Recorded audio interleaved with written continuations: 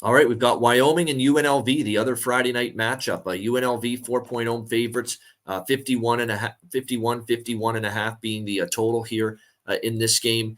Good Mountain West matchup. Wyoming, of course, last week they take care of business. They played Friday night last week as well against Colorado State at home. They get a 24-15 win. Typical workmanlike, lower scoring game for Wyoming. That's the way they want to win. Just do enough offensively, long time-consuming drives.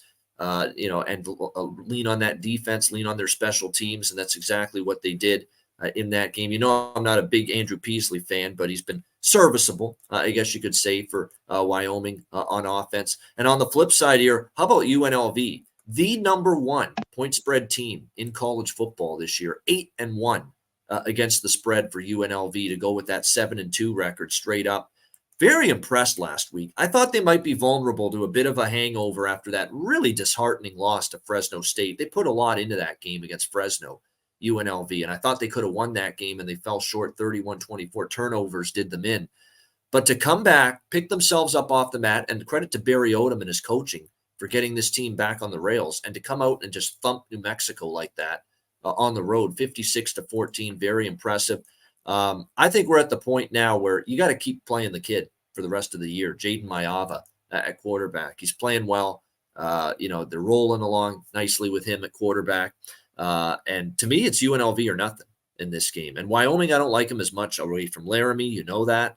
I usually like him as a dog, but I like him more as a home dog, not a road dog. And there's no way I'm stepping in front of a team that's 8-1 against the number and has just been undervalued right from the beginning of the year. UNLV for me if I'm involved in this game. What do you think here, Conor Mack? Yeah, with UNLV. I mean, this is a team there's like no question laying 10 points on the road, at Nevada, at New Mexico, which are very bad this year. But, years you couldn't, even though UNLV playing well, it'd be like, no way you can't do it. Yeah, they just kicked both those teams' ass on the road.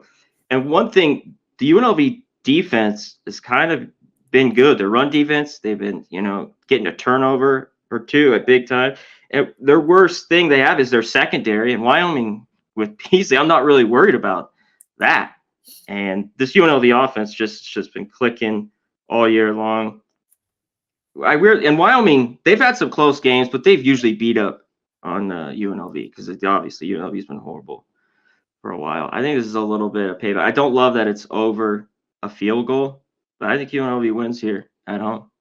Their games have been going over too for the most part.